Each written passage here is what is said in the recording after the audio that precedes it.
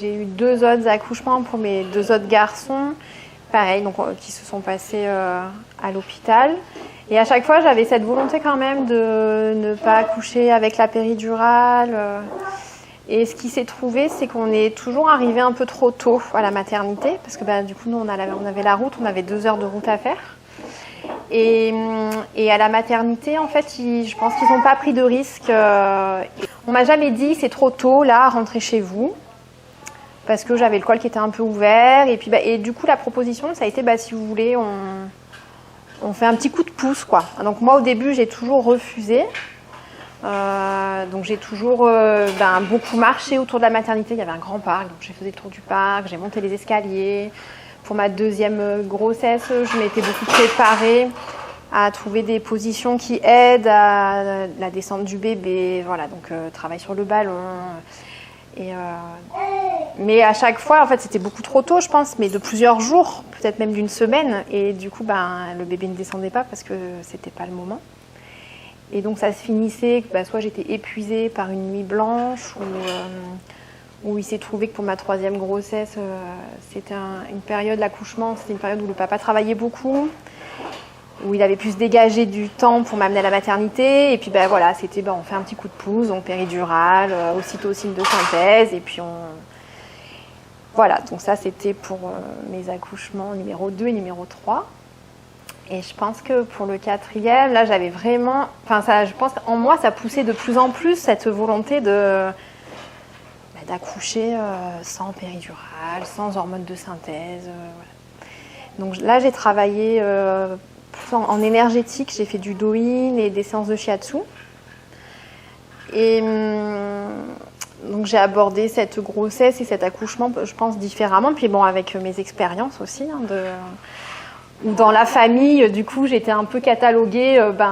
Isa, elle, ses accouchements, c'est de plus en plus long à chaque fois, parce que c'est vrai que, dans les faits, ça s'est fait à chaque fois.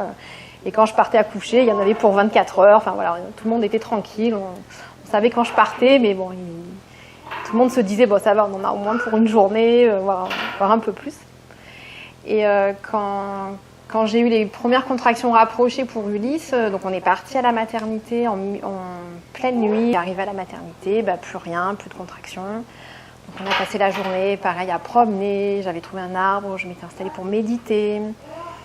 Et puis le soir, comme il n'y avait rien qui bougeait, le médecin qui me suivait me disait, là, si vous avez de la famille sur Marseille, parce que j'accouchais sur Aix-en-Provence, peut-être que vous pouvez dormir sur Marseille, et puis on refait le point demain matin, et si vous voulez, on vous déclenche.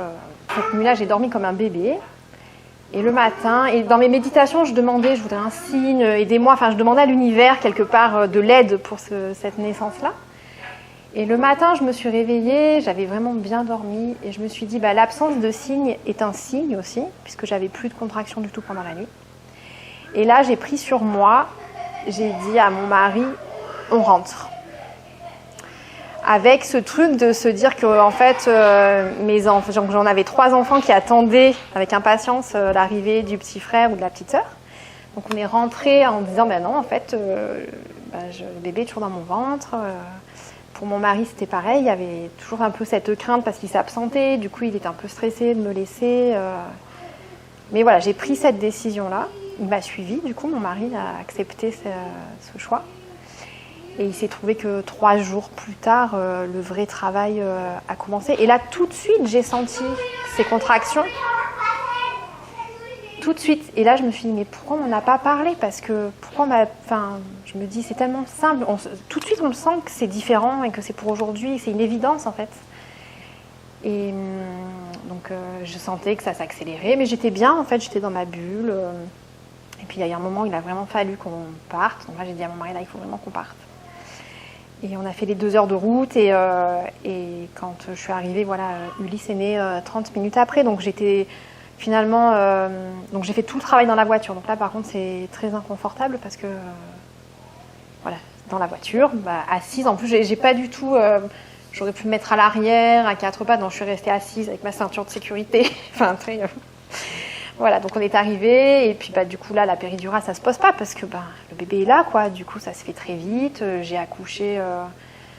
sur le côté. Alors, c'est vrai que spontanément, je me serais installée accroupie et je me suis retenue. Il y a eu un truc qui m'a dit non, je ne peux pas me mettre accroupie. Donc, je me suis mise sur le côté.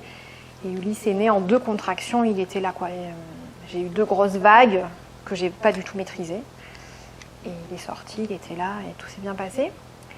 Et à ce moment-là, j'ai vu aussi la différence au niveau de la récupération de mon corps, en fait. De ne pas avoir eu de péridurale, de ne pas avoir eu d'ocytocine. En fait, mon corps a récupéré. Il y avait plus de 24 heures d'écart, en fait, entre ce que j'avais ressenti. Toutes ces courbatures qu'on ressent comme si voilà, on avait fait un gros marathon, elles sont arrivées beaucoup plus tôt, finalement. Et quand je suis sortie de la maternité, voilà, j'étais en forme, voilà.